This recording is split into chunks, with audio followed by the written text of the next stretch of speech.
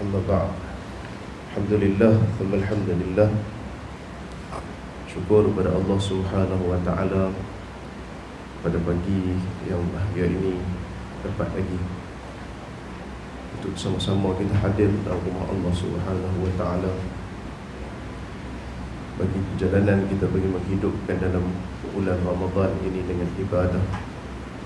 Dan sebaik-baik di antara yang baik dalam semayang ini, di antaranya ialah salat subuh itu sendiri yang kita lakukan.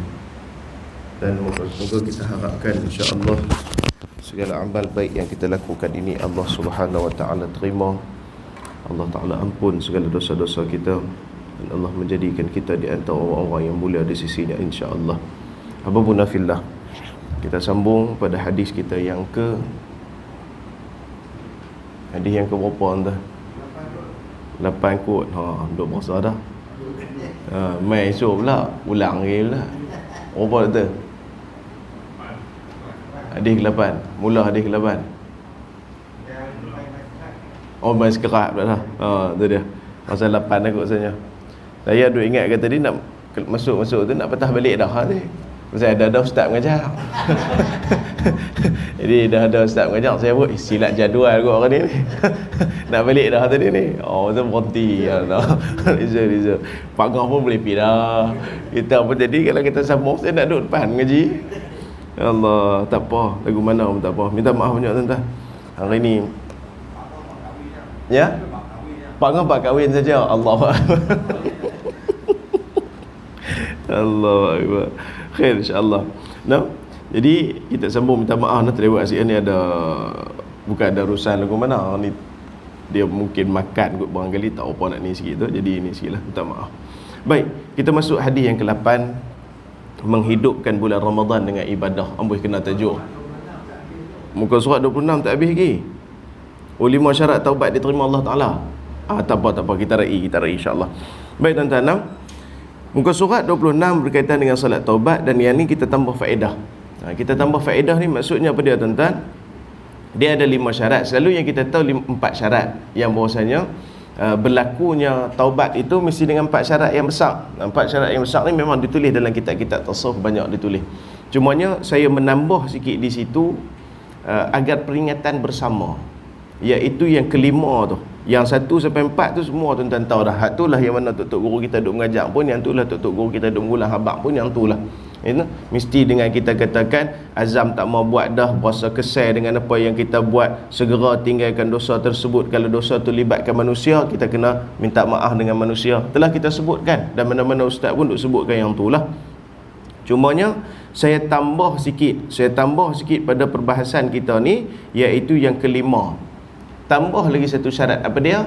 Kena pastikan kita punya taubat itu sebelum daripada nyawa roh duduk di halqum, dan sebelum terbit matahari belah barat. Itu kena ingat tu betul. Fir'aun laknatullah alaih dalam satu riwayat mengatakan dia pernah mengucapkan taubat kepada Allah Ta'ala. Dia pernah mengucapkan taubat kepada Allah Ta'ala ketika mana nak tenggelam dalam laut tu. Malaikat ambil pasir buh dalam mulut, derap. Mudah bahasanya lagu tu.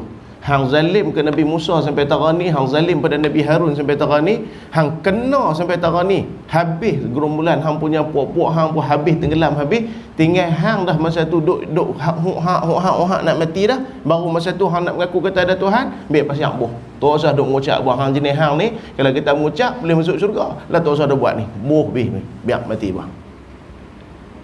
Tuh. Mai sampai tang ni je habis. Duk tang ni boleh gagah lagi. Ya Allah, jadilah ya Allah, aku taubat ya Allah, ya Allah. Wala taqnatu min rahmatillah. Sebab tu tuan-tuan, masa kita nak mati, para alim ulama ni bahas. Kita nak khauf ke, kita nak rajak ke? Rajak bukan hak makan tu bukan.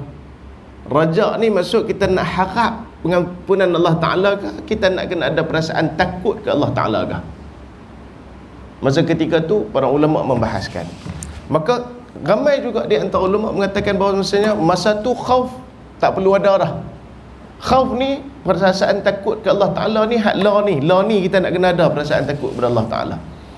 Siapa yang nak buat baik, aku takut ke Tuhan lah, ya Allah. Allah Ta'ala ni walaupun sifat Ar-Rahman Ar-Rahim, muji kalau kata dia marah, muji kalau dia murka, habis. Allah Ta'ala juga bersifat dengan Al-Jabbar, Al-Jabbar, Al-Qahar. Cukup cengeng punya, cukup garang punya. Nah, takut. Itu kena ada masa kita hidup. Tapi masa kita nak mati dah, ketika mana ihtidar, ketika mana duduk senang nazar dah, masa tu perasaan takut kena tak tepi dah. Masa tu yang kena ada adalah perasaan raja, iaitu harap pengampunan Allah Ta'ala. Ya Allah, pandang aku dengan pandangan rahmat-Mu, ya Allah. Tuan-tuan, masa nak mati ni tuan-tuan, macam-macam perasaan berguih duduk dalam diri. Masa tu ingat bila, ya Allah, masa tu duk ingatlah apa yang saya kata ni. Dan saya pun pesan nak bagi pasal saya beringat juga. Time nak mati tu kita tak usah duk buat apa dah. Hampa tak usah duk pulut lah nak bangkit nak semayang ke apa. Tak ada mampu dah masa tu. Masa tu jangan putus harap dengan Allah Ta'ala. Hak tu je. Ingat satu hadis Nabi SAW, ana indi zanni abdi bi. Aku ni akan ikut dengan sangka hamba aku kepada aku. Kalau hamba aku sangka aku ni Allah, aku ni Maha Pengampun, kata Allah, aku akan duduk dengan sangkaan dia. Maksudnya insya-Allah akan diampunkan, akan dirahmati, akan dipandangkan dengan pandangan rahmat. Tapi kalau kita duduk ni, mampu dah aku dengan ada Allah Ta'ala ni dengan dosa banyak, mampu dah aku, tak pergi neraka dah, dia hal lagu tu. Masa nak mati ni dia dah campur macam-macam dah. Masa tu kena letak dalam diri kita, ya Allah, aku masih harap, ya Allah. Aku tahu aku banyak kurang, aku banyak dosa, aku banyak dan sebagainya. Tapi walau macam mana huduh pun hidup aku seorang hamba. Walaupun macam mana besar pun dosa aku, pengampunan kau lebih besar. Hak tu kena ada dalam diri kita ketika mana sebelum kita mati. Ada juga ulama mengatakan dua-dua perasaan itu kena ada dalam diri. Tapi kalau kita ni, cukuplah kita katakan ada pengharapan tu dah cukup baik dah. Cukup baik dah. Ya Allah, aku dah selesai dah tanggungjawab aku, dan aku setakat mana aku mampu, ya Allah. Takat tu je. Haklah ni aku harap, ya Allah, pandang aku dengan pandangan rahmat, tarik aku dalam keadaan umur aku dalam keadaan husnul khatimah, ya Allah. Aku tahu dalam sepanjang hidupku memang aku banyak dosa, tapi takkan tak ada satu pun baik hak aku buat yang kau tak pandang, ya Allah. Maka tolonglah pandang kebaikan tu sebagai kebaikan tu untuk akhirat juga, ya Allah. Hak tu je kena ada dalam diri kita. Maka yang tu syarat yang terakhir sebelum kita nak, kita katakan yang taubat yang terakhir. Kena pastikan tuan-tuan. Sebab kita mai terbit belah berat, kita tak tahu bila. Lah ni pun semua naik sekali dah ni. Semua yang kecil-kecil semua jadi dah. Dia kalau nak jadi kemarin. Dia kalau kita nak terbit kot barat kemarin. Kalau kita nak naik lah. Pasal kiamat ni dia akan mula pada hari Jumaat. Kiamat ni dia akan mula pada hari Jumaat. Tapi tak bermaksud lah tuan-tuan boleh buat dulu dosa sampai hari Khamis. Ni pun jenis cerdik punya orang lah. Ye ni kira daripada hari Ahad tu, daripada Sabtu tu sampai ke Khamis. Elok Khamis maghrib tu, tuan-tuan kita boleh mula taubat dah kot. Nah, muji kalau naik esok mentari belah barat kita dan lagi taubat, tak ada dah.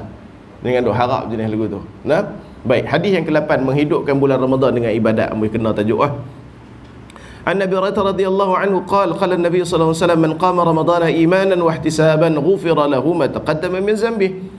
Nah, kata daripada Sayyidina Abu Hurairah radhiyallahu anhu, katanya telah bersabda Nabi Muhammad sallallahu alaihi wasallam, barang siapa yang mengisi bulan Ramadan dengan melakukan ibadah dengan penuh keimanan dan pengharapan kebaikan daripada Allah Ta'ala, maka akan diampuni dosa-dosanya yang telah lalu. Maka qama di sini, ada ulama hadis mensyarahkan qama itu dengan menghidupkan keseluruhan dalam bulan Ramadan. Maksudnya apa saja benda yang boleh kita menghidupkan Ramadan itu, maka dia dikira sebagai qama. Kita mendirikan, menghidupkan, mengimarahkan. Tapi ada juga ulama-ulama hadis mengatakan bahawasanya qama di situ ialah sembahyang tarawih yang kita dah buat malam-malam. Sembahyang tarawih tu disebutkan sebagai qama, yang mendirikan Ramadan. Maka kedua-duanya tercangkup dalam bulan Ramadan belaka, maka kita kena buat. Apa kelebihan dia? Orang yang mana menghidupkan Ramadan dengan penuh, kita katakan keimanan dia kepada Allah Ta'ala, keimanan dia kepada para malaikat, keimanan dengan pada segala-galanya yang berkaitan, dengan lebih-lebih lagi kepada Allah Subhanahu Wa Ta'ala. dan wahtisaban, dan kita mengharapkan belah ihsan ataupun kita mengharapkan belahnya daripada Allah Ta'ala, balasnya atas kebaikan yang kita buat daripada Allah Ta'ala.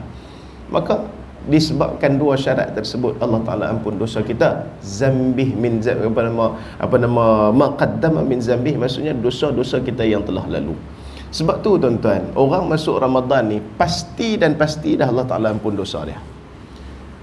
Paling kurang saya nak sebut hari ni ada dua riwayat yang cerita Allah Ta'ala ampun dosa. Yang pertama yang ni, yang kedua yang cerita, ingat tak yang kata Nabi naik mimbar, lah kali Nabi sebut amin, naik mimbar Nabi sebut amin, naik mimbar sebut amin tu, riwayat tu satu lagi. Tu paling kurang lah, ambil dua riwayat tu sudah lah. Kata Nabi SAW dalam riwayat tersebut, siapa-siapa hak keluar di bulan Ramadan, Allah Ta'ala tak ampun dosa dia, celaka dia, kata Sayyidina Jibril. Maksud dia apa dia? Sayyidina Jibril punya tahu kebesaran, kehebatan dalam bulan Ramadan. Confirm orang masuk Ramadan tu Allah Ta'ala ampun dosa dia. Tapi siapa yang Allah Ta'ala tak ampun juga, celaka. Sampai tengah tu. Dalam kitab Fadail A'mal tu, tuan-tuan duk tengok tu, di kitab Fadail A'mal tu, tuan-tuan baca dalam Fadilat Ramadan ni, dalam bulan puasa ni, tuan-tuan ambil selepas sembahyang baca satu hadis, baru tuan-tuan tahu nilai Ramadan tu besar mana. Tuan ambil tu, buka tentu nanti selepas fazul, lepas daripada sembahyang, tiap-tiap kali sembahyang ada orang, tak kira ada seorang, ada dua orang, baca Fadilat Ramadan. Salah satunya pada disebutkan dalam riwayat tersebut mengatakan bahawasanya bulan Ramadan, siapa-siapa yang tinggal dengan sengaja sehari dia tinggal dalam bulan Ramadan, kalau dia cuba qada sepanjang umur dia pun, kalau dia mampu sekalipun, dia tidak akan menyamai dengan satu hari Ramadan yang dia tinggal dalam bulan Ramadan. Bayang tu. Sebab tu ada qaul pendapat ulama mengatakan bahawasanya orang yang tinggal puasa dalam bulan Ramadan dengan sengaja, dia tidak ada cara dah untuk dia nak qada puasa tersebut. Kita hari ni pasal kita nampak mudah, tak puasa, tak apa, bayar fidyah. Dia lah. Dia bukan boleh bayar fidyah, tak tahu lagu tu. Macam ayah-ayah kita ataupun mak-mak kita hak tua sungguh-sungguh dah, hak tak larat, memang tak boleh buat apa dah, memang puasa pun tak boleh dah. Depa tu memang patut kita katakan depa tak puasa dan kita wajib bayar fidyah kepada depa. Cukup 30 hari, cukup 29 hari bagi depa tak puasa tahun tu. Itu depa ada keuzuran yang diiktibar oleh syarak. Ni hak jenis kita ni sihat elok ni. Kemarin saya tengah duk jawab Pak Isa, mai satu call, Assalamualaikum Tuan Encik, ni nak beritahu ni, apa nak jadi dengan daerah ni bukan daerah orang lain, daerah Bangki. Bangki tak balik dakwah. Dia main telefon, dia kata ni, saya duduk lalu nak pergi masjid tiap-tiap hari, mereka duduk bengkel tepi jalan, boleh duduk makan apa nama nasi punya, sur punya duduk masuk ni. Entah. Jadi seronok.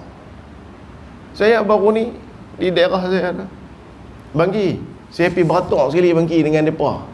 Hak mana mereka nak beli tu, saya pergi beratuk sekali. Kita tak biasa orang cara cakap tu kan, kita tak biasa kan. Time beratuk tu pun, ya Allah, tengok kita duk berasa ni, aku ni muji kalau kata orang buka emas, orang ambil gambar mampu. Muji kalau pula masa tu ke mana-mana apa nama bahagian pula ataupun jabatan pula yang duk buat pula ras kan, tak tahu kita duk dalam tu pula ambil gambar, buat gambar pertama pula jam. Timbalan qadhi ditangkap kerana game plastik hitam. Balik awal aku, saya kan, tapi insya-Allah lah benda tu tak jadilah kan. Dia jabatan ni kita ada cara lah, bukan cara nak lepas tu. Maksudnya aku dalam operasi, hang pun dalam operasi, hang sudah buat lebih kurang lah. Macam polis lah, polis dengan tentera, dia pun masing-masing ada risikan. Berjumpa tang mana-mana, dia bukan boleh dia buat aku tahan aku, hang buat kerja hang, aku buat kerja aku lah, lagu tu lah.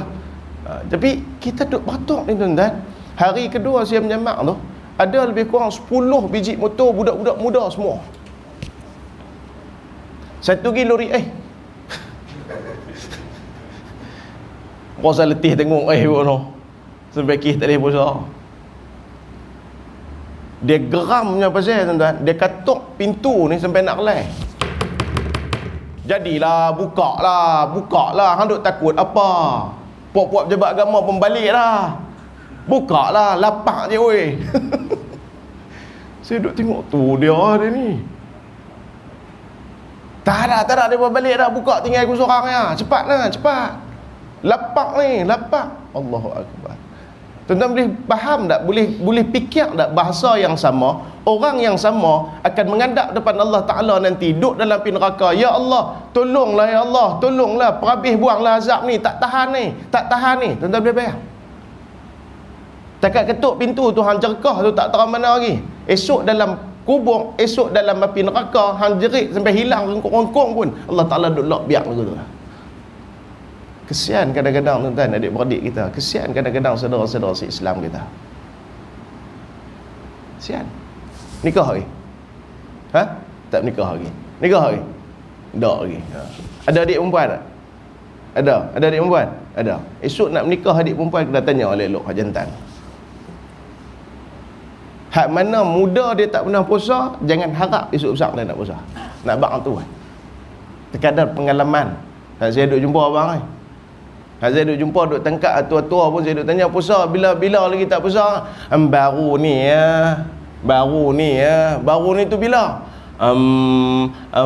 Umur 20 lebih kurang tu. Dia hak tangkap umur 60. Tu bukan baru ni dah. Ada tuan-tuan. Lagi dahsyat, semayang tak pernah tinggal. Puasa tak? Tuan-tuan ingat tak ada jenis tu? Ada. Semayang tak pernah tinggal, pergi puasa tak? Tak kena beringat tuan-tuan. Siapa tak tahan? Siapa tak letih puasa? Teruk. Sebab tu kita imanan wahtisaban, kita beriman dengan Allah Ta'ala yang mempunyai segala kemuliaan dan mempunyai segala kelebihan. Kita buat benda ni, Allah Ta'ala nak balas ni, Allah Ta'ala boleh balas lebih daripada apa yang kita nak. Wahtisaban, dan kita harap Allah Ta'ala balas kita dengan kebaikan. Suatu video saya tengok orang Arab kan, dia temu rumah seorang Pak Long. Macam mana Pak Long? Letih tak Ramadan kali ni? Alhamdulillah saya tak letih. Oh, apa rahsia sebab tak letih ni? Pasal saya tak puasa. Saya makan dan saya minum dan juga merokok. La ilaha illallah. Arab tu lah. Perangai duduk. Tuan-tuan bukan nak cerita tuan-tuan, Arab ni bukanlah bagus sungguh. Kalau kita jahat ni, Allahu Akbar, jahat sungguh-sungguh. Kita ni tekat muhung sikit-sikit, dia muhung ni sampai harin terus kencing. Bukan tekat sikit-sikit meleleh kat telinga dia, harin dia kalau dia kencing ni tak.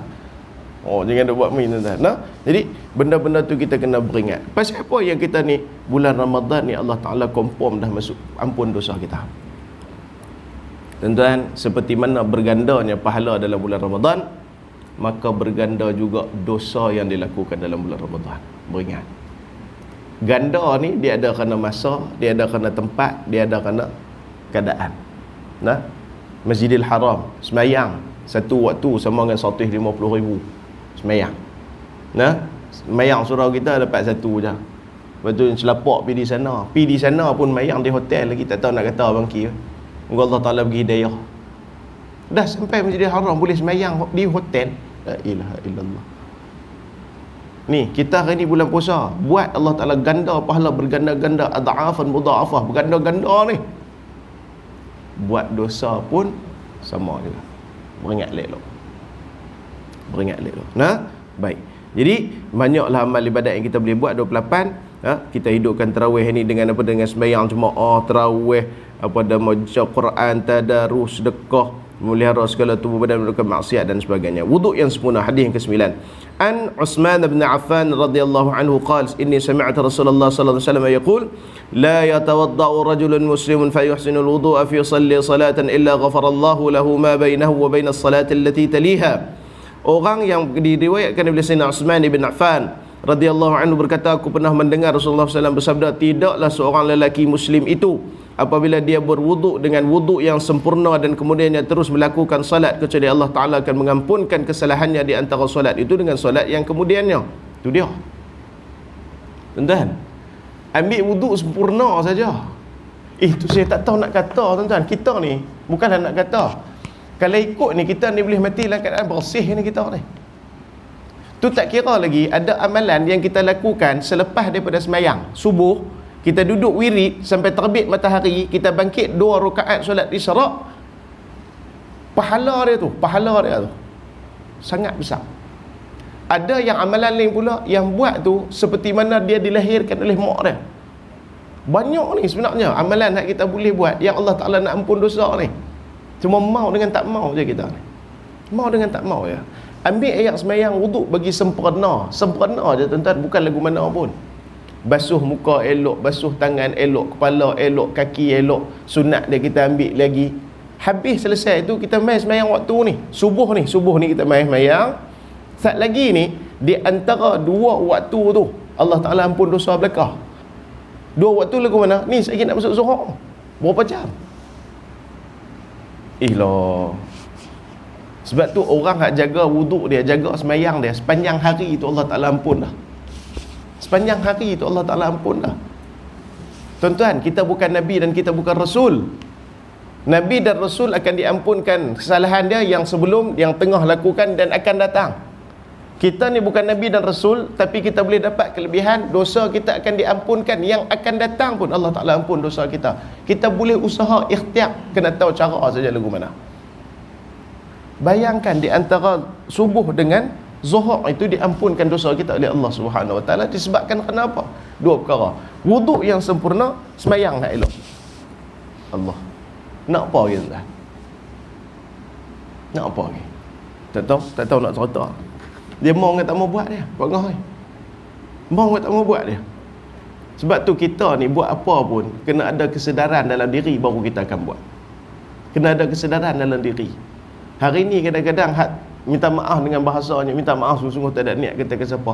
Kadang-kadang kita hari ni tua bangka pun tak sedar diri lagi nak semayang ke apa, tak mau lagi. Pasal apa? Pasal tak sedar. Saya baru ni pengah ada satu daerah saya pergi. Saya singgah pergi semayang. Singgah pergi semayang. Elok nak naik dah. Kawan tu ambil bubuk lembu. Dia main pakai helmet ni, Pak Long ni main pakai helmet apa semua ni, main ambil bubuk lembu. Tu imam tengah duk takbir, tengah duk semayang sak. Dia ambil nyet belah keluar terus dalam masjid. Keluar terus dalam masjid. Kita duk kata, ya Allah, ni tu imam duk tengah semayang ni. Salah ke hang nak buang set helmet hang ambil lah buang lembu hang buh dalam apa nama hang punya motor ke apa. Mai sembahyang sat 4 rakaat je pun, bukan banyak mana, 4 rakaat je. Allah Taala bukan boleh bagi, bukan takat bagi hang dua bungkus apa nama bubuk lembu, lebih daripada tu pun Allah Taala boleh bagi.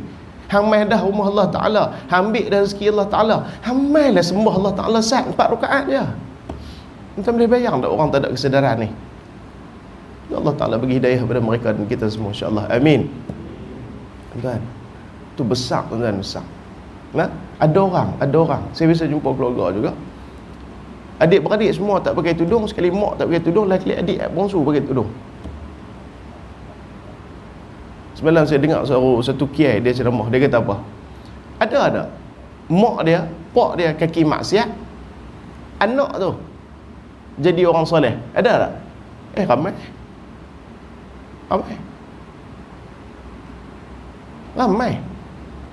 Ada tak anak-anak tok guru, walaiyazubillah, tak jauh lah daripada anak saya.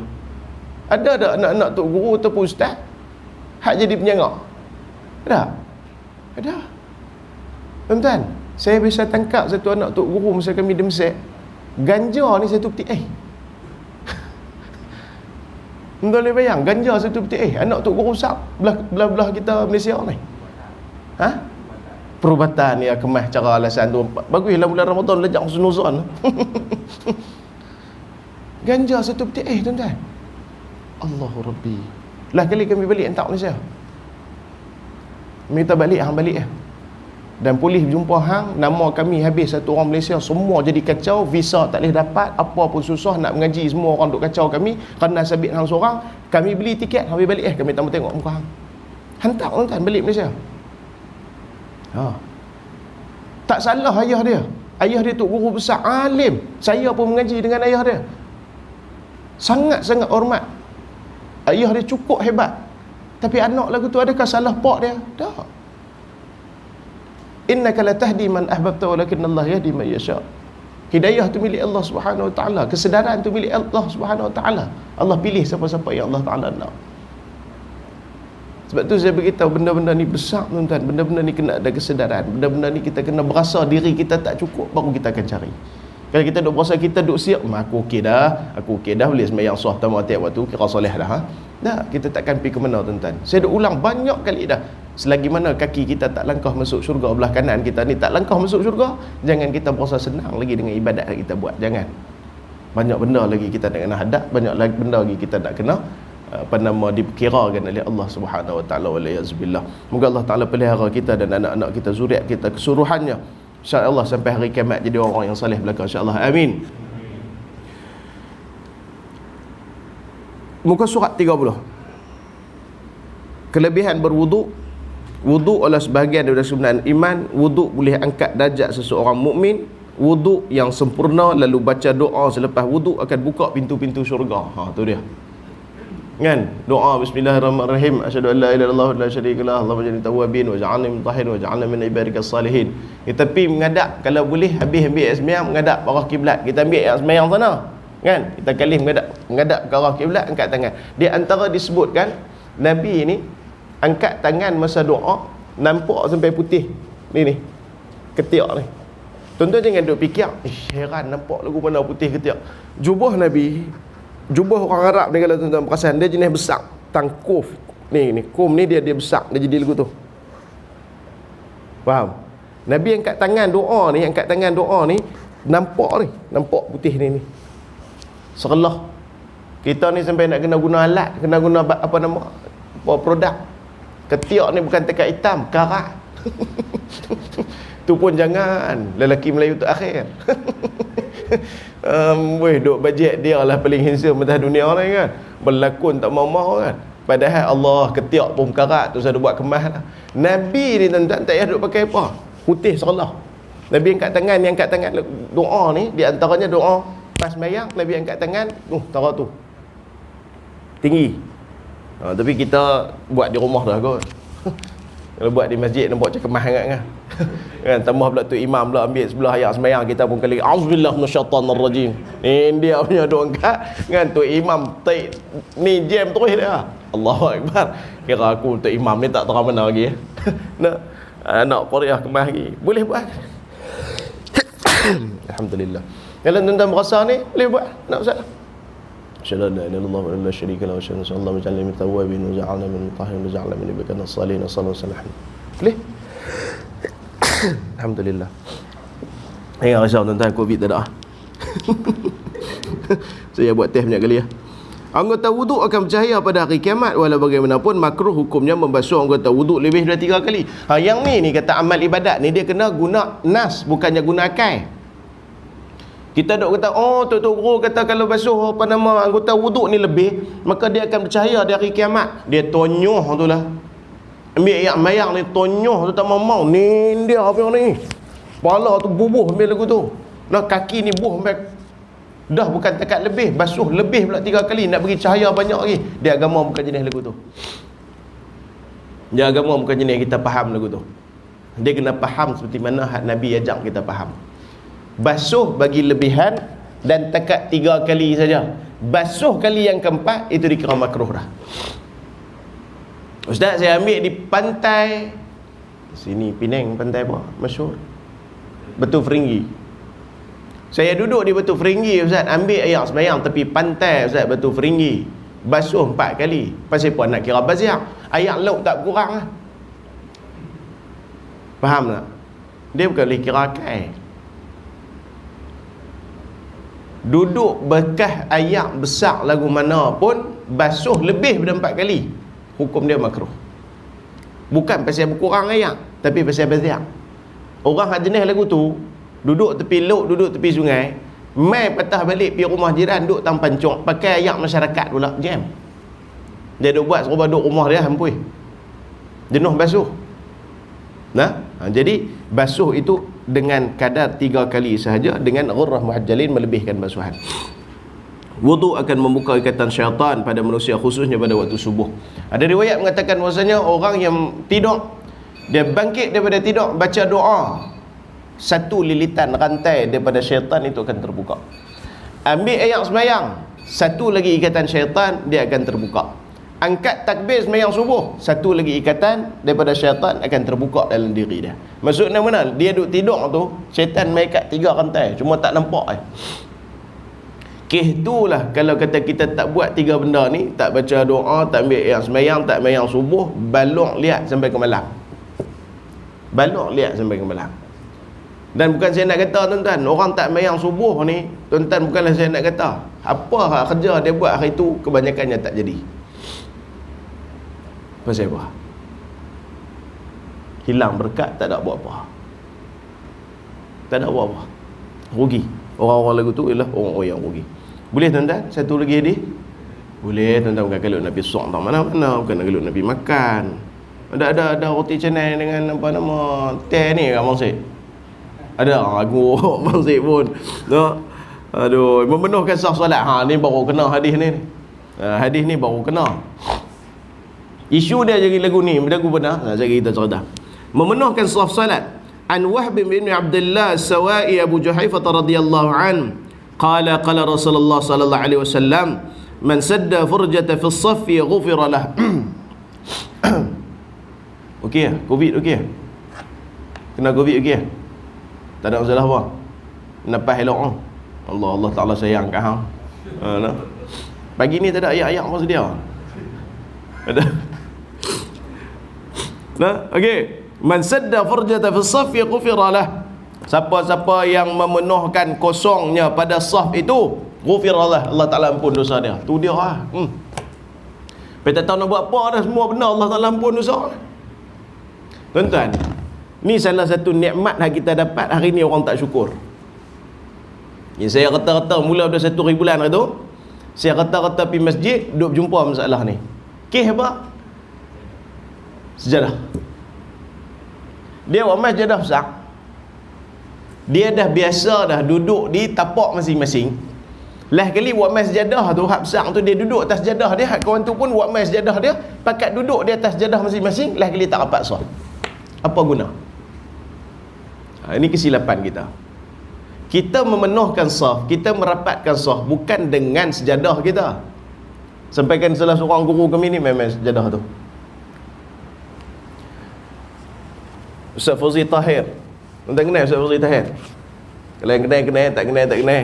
Pakar rujukan dalam apa nama ilmu faraid. Dia kata apa? Kalau orang jadah besar, lipat bagi jadi 2. Kelenak juga. Orang jadah besar, pakai lipat bagi 2 lagu ni. Tak depan bayar, insya-Allah rapat sah. Kita hari ni jadi masalah ke mana? Buat jadah besar, dia hampak sebesar-besarnya. Tu lagu tu. Tu kira okey kalau hampak lagu tu. Dia buat hampak lagu tu. Kalau dia hampak lagu tu, balik awal terus kiri kanan ni. Jadi nak selesai lagu mana? Buat mail lah jadah besar, tapi hang lipat 2. Lipat 2. Ambuh lagu tu. Jadi betul-betul kita berdiri ni pun betul-betul besar jadah kita ya. Tu salah satu cara dia. Kalau kita nak mail jadah besar. Pasal apa? Buat mail jadah besar hampak, dia duk berasa selesa duduk atas jadah dia, menyebabkan dia tak rapat saf. Orang yang merapatkan saf ini adalah orang-orang yang Allah Ta'ala ampun dosa. Sembahyang penuh, ada saf kosong dalam tu. Jangan duk pergi tolak orang lain lagi. Kita tu dulu. Ni, palung, saf depan ada. Dah hang lah, hang. Dah tak palung tu. Dah hang lah, palung dulu. Hang lah, palung nak mampu dah. Jam. Kan? Palung lah, saya ada banyak ruang lagi nak penuh sah. Palung tu kan nak mati dah, masuk dulu lah. Amboi, tak boleh lagu tu. Dalam buat benda baik, jangan bagi ke orang lagi, buat hak kita dulu. Ithar iaitu sifat ithar ni apa dia? Bagi satu benda yang baik kepada orang lain dalam bab dunia sahaja. Dalam bab dunia sahaja. Contoh lagu mana? Tak apa Haji, saya nak botok beli juga, tapi Haji tak apa, botok sekali tak apa, Haji mai duduk depan saya. Tak apa, Haji nak beli makanan, Haji nak tak apa, botok depan saya. Tengok Haji pun duduk bertongkat sekat, mai duduk depan saya. Itu tak apa. Macam baru ni, bila dia cerita siapa, Syekh Ammar ke apa, duduk Shah Alam kan, dia punya staff kena marah. Kes apa? Kes bagi beratuk panjang, bagi ke orang mengandung dulu. Ada satu customer tu ngamuk, marah-marah. Syekh Ahmad ni bagus lah, dia bertahan lah. Dia kata, mana boleh, kita duduk dalam train, dalam bas, dalam semua tempat pun kita mendahulukan orang mengandung. Takkanlah dalam beratuk panjang-panjang ni kita tak boleh dahulukan mereka. Kesianlah orang yang mengandung ni. Itu ada orang kata apa, kesedaran dalam bab jaga aku tu. Kita pun sama, tuan-tuan. Saya baru ni balik baru ni, bawa mak saya pergi ni tempat, satu pejabat apa tu dah kata minta maaf juga lah, bukan nak kata, bukanlah jabatan kerajaan mana-mana pula, bukan takat jabatan kerajaan, hak swasta ni pun sama lebih kurang, tapi selalu timbul hak kerajaan lah. Saya pergi dia ni kami tengah buat urusan nak tukar nama bank. Tengah-tengah buat urusan tu, mereka perlukan persetujuan. Jadi kita ni duk bercakap, duk pesan apa semua. Lagi dia kata, encik, jangan duk paksa orang. Saya kata, saya paksa siapa? Ni ayah saya. Dah nampak tadi macam duk pulun sangat suruh ayah ni. Dah saya main ni pun pasal ayah suruh. Dah nak buat keluar duit ni. Dia ni pasal apa? Kan? Dia ni pasal apa yang lain macam cakap ni bulan puasa. Kan? Kita pun memang kepiah atas bala mangki. Tapi kepiah tu jangan sampai kutak tepi. Kita pun ada hati perasaan juga. Kan? Duk ni. Lah kali saya kata ni, encik, tak apa encik. Ni ayah saya tahu nak buih lagu mana. Cik duk tang tu sudah. Dah ini prosedur kita, CCTV dah. Ni, cik ingat saya kecil punya budak ke? Cik ingat saya kecil punya budak ke? Lah kali manager dia turun mai. Ustaz, minta maaf Ustaz, bulan puasa minta maaf lagu tu. Dah lah ni pergi pesan dekat dia elok-elok kata. Ni saya nampak ni kalau saya main dengan mak pak saya. Tuan-tuan boleh bayang kalau kata mak saya main seorang, lagu mana dia buat? Lagu mana dia buat, tuan-tuan boleh faham tak? Lagi saya tanya, mak saya kata sungguh. Dia main dah sebelum tu, dia tanya prosedur. Oh ni kita kena isi borang ni, lepas tu kena apa nama ayah ni, suami ni. Ayah saya memang dah tak boleh berjalan, tuan-tuan. Dia duduk atas katil lah, kita bawa pun kena usung. Saya usung cempung naik atas kereta, usung naik troli masuk apa nama wheelchair tu naik. Oh kena apa kena cucuk pula ni kan. Oi, saya kata kalau kata cara lagu ni mudah lagi masuk syurga daripada masuk bank apa. Lagi saya perlu isi borang pula. Silap tarik ekor sikit dia. A tu terlebih ekor sikit dia. Oh cik ni A terlebih ni cik. Minta tolong isi lain lah. Kali pertama tak apa lagi. Kali kedua, oh ni pun silap cik ni. 8 ni kena bagi bulat tu we nampak elok. Tadi hang kawan hang seorang cari pasal dah. Kan? Ni hang pula cari pasal. Lagi saya hantar ni. Oh ni, tak apa, lah ni macam ni lah. Kalau kata yang ni tak lepas, saya bawa keluar semua duit saya. Saya bawa keluar semua duit saya, pergi bank lain senang. Saya rasa bank lain lagi senang, saya kata. Tak apa. Dia punya manager dia main, tak apa, hatu bagi tambah sikit dia bagi, tak boleh terus. Apa yang susah sangat hidup atas dunia ni? Apa yang susah sangat? Allahu Rabbi. Ya? Bukan masalah cikgu matematik saja. Mungkin dia ni mengaji tulisan khat kot. Ikut kelas khat kot, tarik ekor kena bagi kena.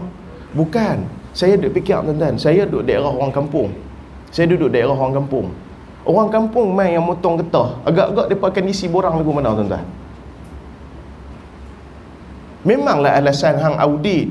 Saya pun kerja juga. Ada orang kadang-kadang silap dalam surat nikah, kan? Tak tahulah prosedur masing-masing lah doktor kan. Macam doktor prosedur sana masing-masing, kita jabatan masing-masing. Tapi ada kita katakan tolak ansur dan juga belah kisan tu kena ada kita dalam kerja. Jadi saya duk fikir, kalau kata orang kampung main ni, lagu mana mereka buat ni, macam mana cara mereka bercakap, kok saya bisa kena marah lah kali saya cikgu. Oh minta maaf puan, baru layan elok. Lagu ni kah hidup kita dalam masyarakat? Awak kita kena hormat orang disebabkan kerana dia ada pangkat ke? Kita nak kena hormat orang pasal dia ada kemuliaan ke? Kita kena hormat dia, cukup hormat dia sebagai satu kemanusiaan, sifat kemanusiaan. Dia manusia dan kita manusia, cukup. Lagi saya duk cerita lagu tu, saya kata mak kalau kata jenis lagu ni jumpa dia pejabat kena sembung lama dah. Dia kata medan sabarlah, hidup kita atas dunia ni bukan lagu tu mak.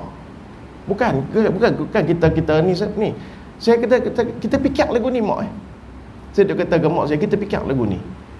Pasal apa? Kita naik bas, kita jumpa orang tua, kita bagi orang tua duduk. Walaupun kita letih, walaupun kita tak larat. Saya dulu masa pergi mengaji, masa duk mengaji di Mesir, mana ada kenderaan pun semua kita ada. Hujung-hujung lah nak balik tu baru saya beli motor sebiji. Sebelum tu berebut ni bas tuan-tuan. Saya biasa duduk dalam bas, video duduk ada lagi. Tangan duduk dalam, badan duduk luar. Dia punya ramainya orang di Cairo tu tuan-tuan. Satu bandar Cairo tu, Kairah tu, sama ramai dengan satu Malaysia punya penduduk, kapasiti penduduk. Naik bas dia tu tuan-tuan, sampai tangan duduk dalam bas, duduk luar. Masa tu apa winter, apa musim sejuk. Ni dia duduk luar dengan jaket, duduk lagu tu punya tuan-tuan, sampai kerah. Sampai universiti kerah. Tapi bila kita naik tengok ada orang tua, Ammu, ya Allah, henak insya-Allah biiznillah insya-Allah. Anta ahlun minni wallahi. Khud anda. Hang duduk sini bapa pak cik, hang duduk di sini. Mak cik, hang duduk tempat aku ni. Saya bangkit pi hang duduk tempat aku ni. Oi, terima kasih banyak. Pasal apa kita buat lagu tu? Kerana kita baik ke? Tak. Kita bukan jenis baik mana. Saya boleh untuk buat tidur tuan-tuan. Kita duduk dalam kuliah letih, mengaji letih daripada pagi sampai ke malam balik. Duduk dalam tu takkan nak pergi orang tua lagi. Kita boleh buat. Oh, pakcik masuk faham. Lena. Jangan buat tak sedap, boleh buat. Tapi pasal apa kita bangkit? Pakcik mai duduk. Kita dengan mata merah, dengan muka tak larat. Pakcik mai duduk. Pasal apa kita boleh buat lagu tu? Pasal salah satu yang kita fikir apa dia? Kalau pak aku duduk tang ni, mak aku duduk tang ni, kita harap ada orang yang boleh buat belas ihsan seperti mana aku buat kepada seorang pak, kepada seorang anak, seorang mak kepada seorang anak yang lain. Kita harap yang tu je. Ni hampa ni, hak muda-muda ni, hampa buat seperti mana yang hampa sepatutnya hampa buat. Orang akan hormat mak ayah hampa seperti mana hampa hormat mak ayah orang. Faham? Itu benda yang kita nak kena ingat, kita nak kena pasti, kita nak kena sahihkan dalam diri kita. Sebab tu tuan-tuan mati Allah sekalian, penuh saf ini adalah satu tanggungjawab kita. Jangan biar ke orang. Kecuali kita masuk menyusahkan orang. Contoh saf dah penuh, ada ruang sikit dia. Kita gagah pergi masuk menyebabkan hak tadi dia semayang lagu tu jadi dia semayang lagu ni. Dia agak susah sikit bagi dia. Terus ada celapak masuk pergi. Walaupun saf pertama, terus ada rebut pergi. Kita duduk saf kedua. Kita masuk duduk rapat. Tak apa, minta maaf bang no. Rapat baliklah, minta maaf. Saya duk ingat tadi ada ruang sikit, saya nak masuk, minta maaf. Tak apa, saya duduk belakang. Tak apa. Cerdik juga ingat ke tak tahu. Kita pergi unuk di belakang tu, kata Nabi SAW, orang yang nak memenuhkan saf pertama tapi risau takut saudara dia disakiti sama ada secara perasaan ataupun secara perbuatan, walaupun dia duduk saf pertama, kasaffil awal, kata Nabi SAW, dia dapat pahala seperti mana duduk saf yang pertama. Jadi lepas ni tuan-tuan ada ruang kena ni saf pula tuan-tuan. Tu imam duduk tang tu, kita mula tang belakang dia, kiri kanan penuh pergi. Sekali lagi saf yang kedua kita nak penuh tang mana? Ni banyak saya tengok kadang-kadang dia ambil tepi sekali, mentang-mentang tantung pintu ni mula tang lagi, tak kena cara. Macam mana juga belakang tu imam, saf kedua tapi betul belakang tu imam, sambung kanan kiri ni sampai penuh. Santu ada pintu, hujung tu jangan bagi ada orang sembahyang. Hujung tu satu orang dua orang yang ruang tu jangan bagi ada orang sembahyang, biar orang boleh lalu masuk saf. Tetap penuhkan di belakang imam. Siapa yang main dia masuk penuh sampai tak main. Masuk penuh sampai tak main. Sama juga sembahyang tarawih. Ada orang mungkin sembahyang 4 saya dia bangkit terus. Hak kita ni perapat bagi duduk balik belakang imam. Yang sana main rapat duduk belakang imam, yang sini rapat duduk belakang imam, ataupun yang belakang pergi duduk depan. Jangan kita duduk duduk tang ni, aku tak apa duduk tang ni, sejadah aku duduk tang ni. Jam. Rugi kita dalam melakukan amal, rugi kita dalam melakukan memenuhkan saf tersebut. Baik. Yang ni yang terakhir, muka surat 32. Sini ada tak orang sembahyang atas kursi? Ada? Oh ada. Okey. Ada cara dia lagu ni. Main nak abang main kursi. Okey. Ni saf sembahyang. Kita tengok satu-satu lah. Okey. Hendaklah kedudukan kursi yang digunakan oleh para jemaah yang uzur atau tidak mampu berdiri itu di hujung saf. Ini beringat. orang yang semayang pakai kursi, jangan pergi duduk belakang untuk imam. Terus duduk buat kemas boleh. Nah, terus duduk buat kemas boleh. Saya walaupun semayang kursi, saya ni tak duduk berdiri lagu tu lah. Nah, saya menjaga apa sah, tak payah, tak payah. Hang duduk belakang untuk imam, hang jadi menyusah orang. Minta maaf, bukan kata kita merendahkan nilai itu tak, tapi nak menyempurnakan semayang orang lain sama. Kita tak ada kurang tak mana, kita tetap nak semayang, Allah Ta'ala bagi pahala kemas dah. Tapi kita masing saling membantu. Maka sebaiknya orang yang semayang, boleh tak siap dah no?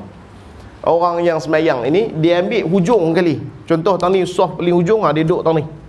Yang ni semua orang duduk semayang diri, dia semayang duduk. Okey, dia duduk sini, kursi dia duduk tang ni. Dia jangan duduk ambil tengah. Kecuali lah dah penuh dah saf, tak ada orang dah, di tengah belakang ni contoh saf nombor 2 ada tengah kosong, maka dia pergi duduk di tengah tu untuk semayang yang waktu tu. Contoh dia semayang tarawih 2 rakaat, habis tu dia semayang tu. Sagi katakanlah masuk 4 rakaat ni orang penuh dah, dia pergi ambil balik, pergi duduk tepi tu. Boleh dia duduk tengah? Boleh, tak ada masalah apa. Cuma kita saling membantu orang saja. Itu saja. Sebaiknya kalau kata kita dah ni, kita ambil tepi siap-siap. Yang kedua, jika sekiranya kumpulan ini ramai, alangkah baiknya dikhususkan bagi mereka satu tempat. Hal ini dilakukan sebahagian masjid di negara Arab. Betul? Dulu negara Arab, mereka akan tak kursi panjang. Tuan-tuan tahu kursi kantin kita tu? Kan kita duduk mengaji dulu ada kursi panjang duduk kantin kan. Kursi kantin tu lah. Ataupun mereka buat jenis ada yang tempat sandak belakang, mereka akan tak kursi tu belakang sekali. Jadi hak geng-geng jenis persatuan-persatuan memayang kursi ni, mereka akan duduk di belakang tu semayang ramai-ramai. Oh ustaz, tak dapat pahala jemaah? Dapat. Dapat tak pahala qudwah? Dapat. Ikut imam? Dapat. Dia dalam mazhab kita 300 hasta daripada makmum belakang. Maksudnya apa dia? Katalah makmum belakang duduk tang ni, 300 hasta lagi tu saf yang paling lah kita boleh semayang. Selalunya dalam masjid tak sampai 300 hasta lah. 300 hasta pun boleh berapa puluh meter juga tu kan. Panjang tu. Ni hasta, ni jengkai, ni depa, hasta tu 300 hasta. Jadi depa ni tetap dapat pahala jemaah dan sebagainya. Kalau depa ni ramai, macam kita seorang dua ni, tak payahlah. Bahagian belakang kaki kursi perlulah selari dengan kedudukan kaki jemaah. Ni selalu ramai orang silap. Dia letak ke mana? Kursi dia letak tang ni. Dia duduk tang ni. Pasal apa dia duduk tang ni? Alasan dia, saya nak rapat saf. Saya nak rapat saf. Salah ataupun tak salah cara lagu tu. Pasal apa? Bila dia rapat saf kaki dia dengan orang lain, ni kursi duduk tang ni, kawan duduk semayang belakang, sujud bangkit dah sujud, kang bagi belakang ni, hilang kelam dunia ini. Kang bagi, Allahu Akbar, kiamat. Kiamat terus. So jangan duduk naya orang kan. Kaki belakang kursi sama dengan tumit orang hak semayang berdiri. Jadi bila kita semayang ni, kita akan duduk depan sikit daripada orang biasa. Kaki kursi tu ganti kaki kita, sama dengan tumit orang lain di belakang. Jadi orang semayang belakang dia tak ganggu dengan kursi kita.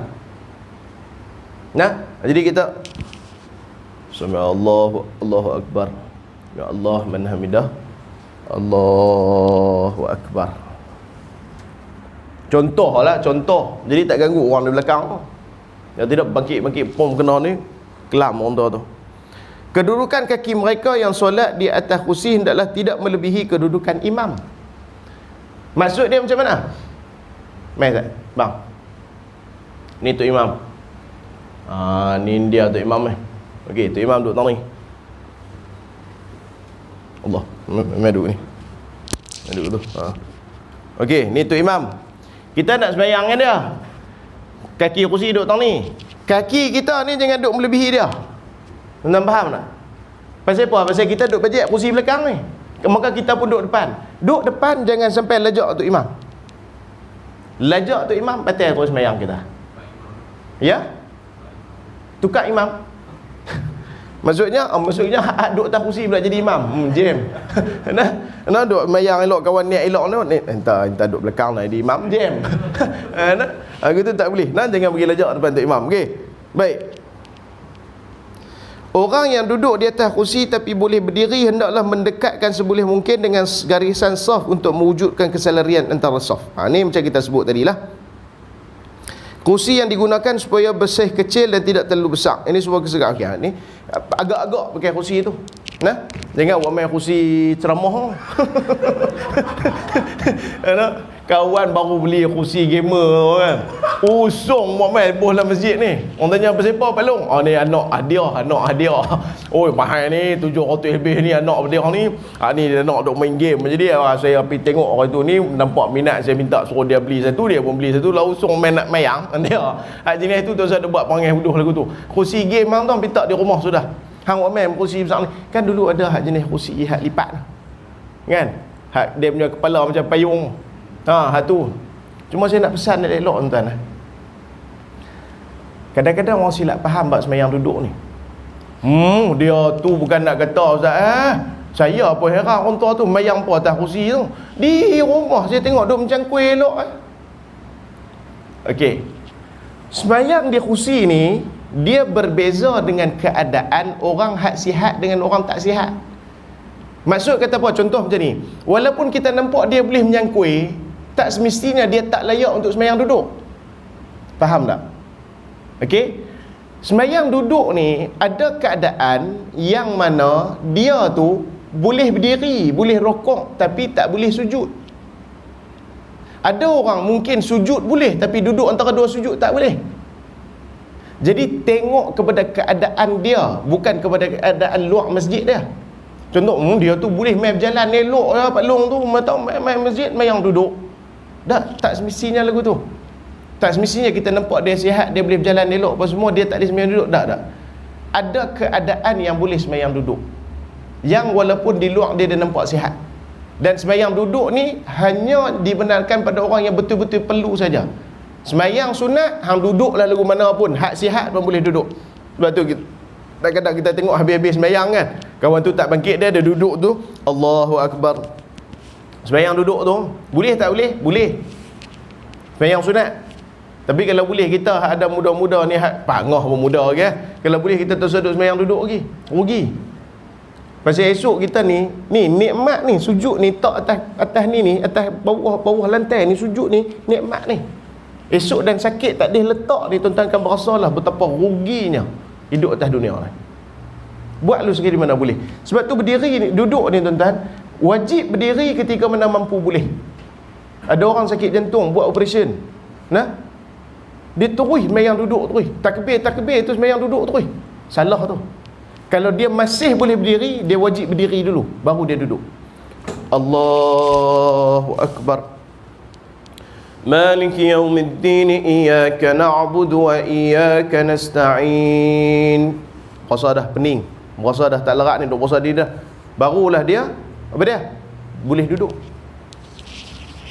Maliki yaumiddin, iyyaka na'budu wa iyyaka nasta'in. Bismillahirrahmanirrahim. Inna a'tainakal kautsar. Rasa sihat, rasa okey balik dah. Fasalli li rabbika wanhar, inna shaniyaka huwal abtar. Allahu Akbar. Nampak tak beza tak tuan-tuan? Dia boleh duduk ketika mana saat dia tak boleh duduk saja. Ya? Saat dia tak boleh berdiri, saat dia tak boleh berdiri saja. Rukun dalam sembahyang fardu, berdiri itu rukun. Selagi mana dia boleh berdiri, dia kena wajib berdiri. Kalau dia tak boleh berdiri dah, baru dia dibenarkan duduk. Mi'yar dia, neraca dia tak mana, dia sendiri ya. Kalau dia gagah, rebah, maka dia kena duduk. Begitu juga rukuk, sujud apa semua. Kadang-kadang mungkin ada buat operation di pelipat ke lagu mana, kalau yang tak boleh, keadaan yang tang mana dia tak boleh, masa tu baru boleh duduk. Jadi mungkin ada orang yang dia boleh sembahyang duduk lagu ni, sagi sujud dia boleh, maka dia wajib sujud. Dia wajib sujud. Dia bukan boleh duduk. Kalau kita duduk ni semua amal ibadat dalam solat tu semua dia duduk. Tak. Yang mana dia perkara rukun yang dia boleh buat, maka dia wajib buat. Tak boleh, baru dia boleh duduk. Itu kaedah mudah untuk kita faham. Tuan-tuan mati Allah sekalian. Ya. Ya. Kosong. Ya, memang tak boleh bergerak. Sebab tu kita nasihatkan sebelah tepi dulu mula. Tapi kalau sebab tu kita nasihatkan kerusi ni, geng-geng kerusi ni duduk sebelah tepi. Kalau kot dia batal apa semua, oh sebelah dia tu keluar, adakah dia nak pergi ni? Tak, dia takkan main sini. Pasal dia pun tak apa nak sempurna. Dia duk pi, dia duk buat kemas boleh kawan tu keluar dia. Aku duk kata dah. Kena. Dia ni pun duk tengok muka duk tahan kentut dah, kentut sungguh. Dia tu duk pi gatal duk buat lagu tu. Dia gatal pi buat lagu tu, set lagi dia duduk bawah. Nah, takkan dia nak pi ambil ni. So nak buat macam mana? Dia stay tempat dia, sama ada sana takkan boleh main sini. Pasal tu imam sini. So orang belakang yang akan main cover main. Orang belakang tu dia akan cover main depan. Okey. So yang kau ni tetap sembahyang lah. Dia pun tak payah duduk bagi syarat lah. Dia orang belakang kena tahu lah, hang pun kena main mengaji lah. Dengan duduk ni main duduk gamit lagu tu main, tak payah lah. Dia duduk tong tu, orang belakang akan main duduk penuh soft dia. Sebab tu dalam perbahasan soft ni, sehinggakan kalau kata semua soft penuh, kita baru nak mula soft, kita boleh ajak teman orang depan. Contoh macam ni, bangun Ustaz bang, sekali lagi bang. Hang pahala banyak ni. Duduk depan, duduk teman Rasul tu. Okey, kita main. Kita main-main, kita duduk seorang lah. Depan tu soft penuh 3-4 orang ni. Kita main duduk depan. Kita boleh untuk ajak dia main teman kita. Contoh kita main ni, Allahu Akbar. Oh, dia pun kemas mayang tu, dia ni lengau ni. Macam mana KL ni? Dia pun boleh unduk main belakang teman saya, hak depan ni main rapat. Boleh sebegitu rupa. Tapi kalau kata ni, orang yang tak biasa jangan buat. Terima kasih. Orang yang kita tahu keadaan di situ memang orang tak mengaji, orang tak ada ni apa-apa, jangan duk buat gitu. Dia tak faham. Kita duk quit pi, kawan duk tetap quit pi, quit tak boleh. Jam kan? Macam kalau dia kata pula balik, dah aku bukan imam, nu. Balik awal bagi, dah. Lagu tu. Jadi dia sampai tahu tu soft ini sangat-sangat diajak, sangat-sangat digalak, sangat-sangat diambil berat oleh syariat. Hatta Sayyidina Umar ni sampai berbetul soft tu dengan mata pedang. Tarik lurus. Apa dia? Nak tanya apa? Main seorang. Ya. Ya. Tak perlu. Tak perlu. Kes tadi dia pegang, dia ganggu. Dah yang tadi tu dia angkat takbir dulu. Angkat takbir dulu baru sentuh. Dia bab sentuh ni tuan-tuan, jangan sentuh selagi mana kita tak masuk sembahyang. Kalau kita dua saja, dia sembahyang seorang, kita nak jadi imam, masa tu tak perlu untuk kita sentuh. Pasal apa? Kita boleh hanya kuatkan takbir. Duduk tepi dia, Allahu Akbar. Kawan tu takkan tak tahu sampai dia duduk tepi ni takbir kuat, Allahu Akbar. Dan maksud kata dia nak kita jadi imam, kita terus je lah. Dia jangan kita sentuh walaupun dah angkat takbir dalam kita nak angkat orang jadi imam. Kenapa? Benda tu dia termasuk dalam ganggu orang solat. Kecuali macam tadi yang sah tadi ni, memang kita angkat takbir dan kita kena sentuh dia. Pasal apa? Bagi syarat dekat dia bahawa saya hang kena unduk belakang mai teman aku Ustaz. Kena penuhkan sah yang belakang ni Ustaz. Yang tu tak apa. Jadi lepas angkat takbir dia bukan boleh pergi sentuh terus lagu tu. Dan perkara sentuh ni ramai lagi orang buat sebenarnya. Ramai lagi sebenarnya. Dia sebenarnya dia ganggu. Dia termasuk dalam ganggu orang sembahyang. Walaupun kita takbir macam tu. Baik tuan-tuan, cukup sekadar tu insya-Allah. Nanti kita akan sambung pada hadis yang ke-11. Tuan-tuan ingat betul ni hadis 11 ni. Muka surat 33. Jangan buat lupa. Saya banyak kali dah kena naya ni. Kira di surau tu saja baca hadis yang sama 3 kali. Jam. Mat ni muka surat apa? 12 tu. Mat muka surat tu 12 tu Syekh. Mat, hamba kerap dengan ni 3 kali dong ajak hadis ni. Untung hidup mak.